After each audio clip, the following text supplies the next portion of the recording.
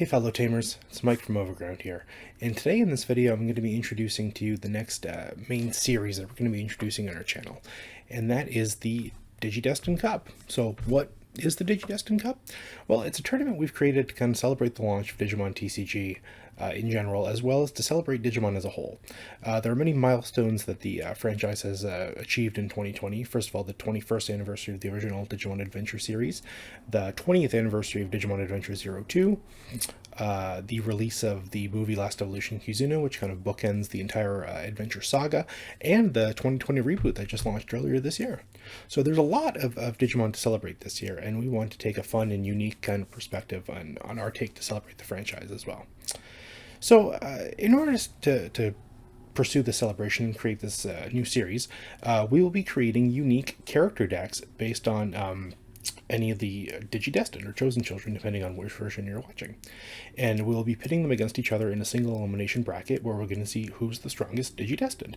So in this first edition of the tournament, we're going to be taking the 8 original children from Digimon Adventure 1 series.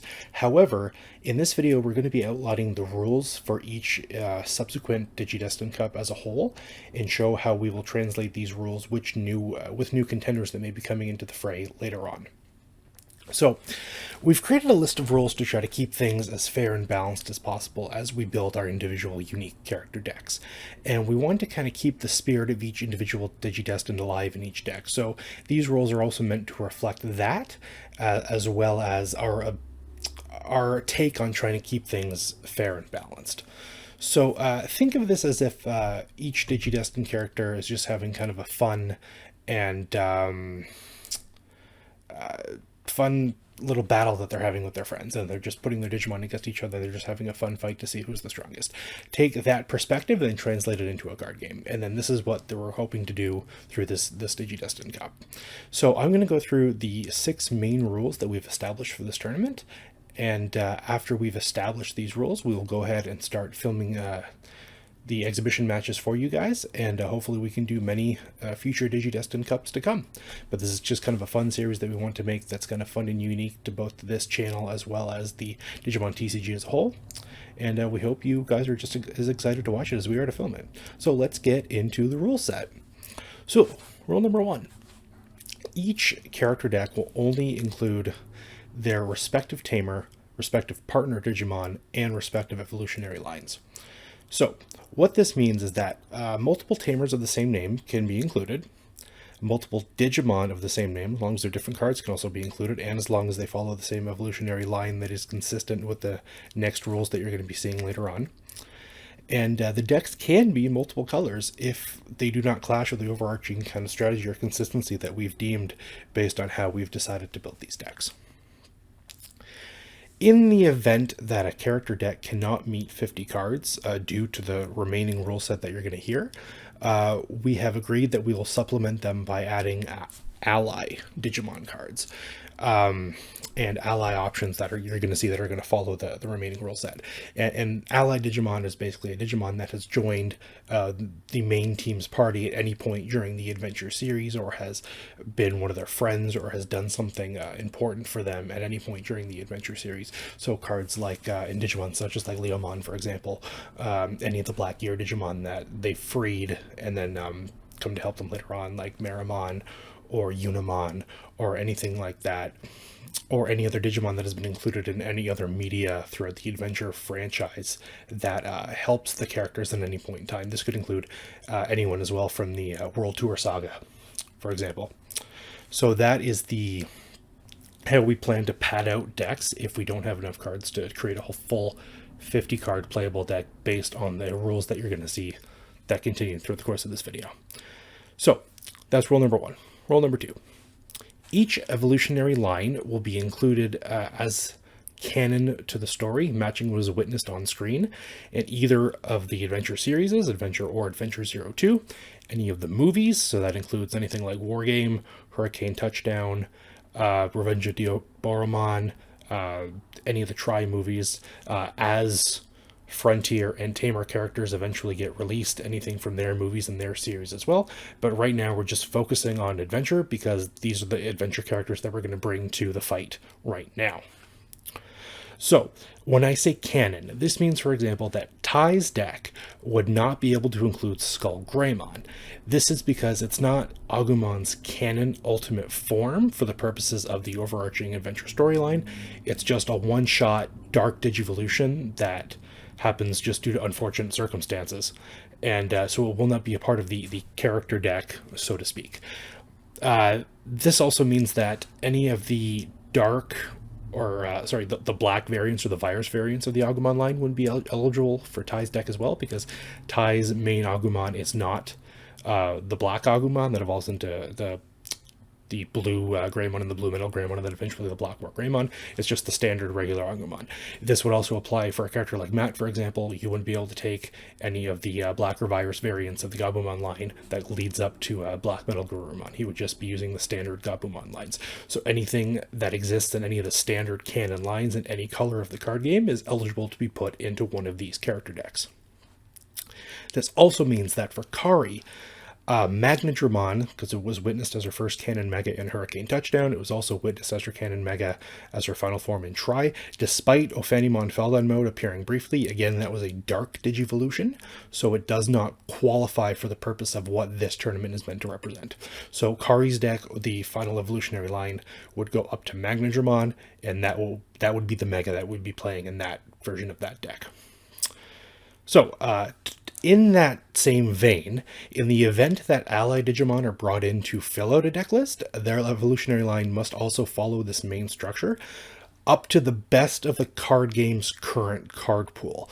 So what this means is that, for example, if we include Terriermon in a deck, because Terriermon was part of the Hurricane Touchdown film, because he does evolve into Gargomon and then Rapidmon through the Golden Armor evolution mechanic, Rapidmon only exists as the regular green Rapidmon, which is a standard canon ultimate form as we see later in Tamers, but since that's the only version of Rapidmon that exists in the game right now, we would allow Terriermon to evolve into Gargomon and then Rapidmon through this rule set, but we would exclude Mega Gargomon because Mega Gargomon was not part of the adventure canon evolutionary set for Terriermon. Digimon like Andromon would not be able to evolve into High Andromon in this case, because that is never witnessed on screen. And despite Leomon Warp Digivolving into Saber Leomon, since there is no canon ultimate in between, he would be exempt from this tournament structure as well, because there's no straight through line for Leomon at this time. So that's rule number 2. Rule number 3. Any evolution line that would require an additional Digimon is exempt from this tournament if that additional character is also participating in the tournament. So this means that for Ty and Matt, for example, they would not have access to Omnimon. First of all, because Omnimon is just very powerful, and this kind of tips the scale into their advantage, and they might be two of the best decks currently in this sort of tournament structure anyway, just based on the card pool that has been released in in their framework rather. However, we're eliminating Omnimon because in this circumstance, since Ty and Matt are in the tournament against each other, there was no reason for them to be making Omnimon, as they would be fighting each other kind of in the spirit of this sort of event. However, right now, since there are no Cody and Yoli Tamer cards, and since we're not including the 0-2 cast at this time, TK and Kari's deck would be eligible to have Shakuamon or Sylphimon included in them, simply because the other Digimon or partner that is required to create that DNA Digivolution is not participating in this event. So that's rule 3. Rule 4.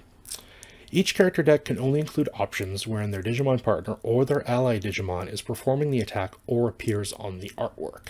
So this means that for Ty's deck, for example, only he would have access to Terra Force, because that is War Greymon performing the action. For Matt, he would have access to Cockness Breath, because that's Metal Garurumon. Only Joe would have access to Vulcan's Hammer. Only Mimi would have access to Flower Cannon. Just things like that, just to kind of keep all the very powerful cards in their own right be designated to each individual tamer based on the artwork. And again, in this case with Kari, anything with Ophanimon in the artwork would be ineligible and exempt from this. She would only be able to play anything that has Magnadramon in the artwork, some things like Fire Tornado, for example. So that's rule number 4. Rule number 5. Each deck can include cards of anything currently released, leaked, or spoiled at the time of recording, as long as it conforms to all of these rules. So we are using cards based on what has been spoiled and currently released on DigimonCard.dev. So big thanks to Orange Swim again for getting that organized and keeping that up to date. The reason we are including this is because we're still waiting for the green, black, and purple starter decks to be completely spoiled.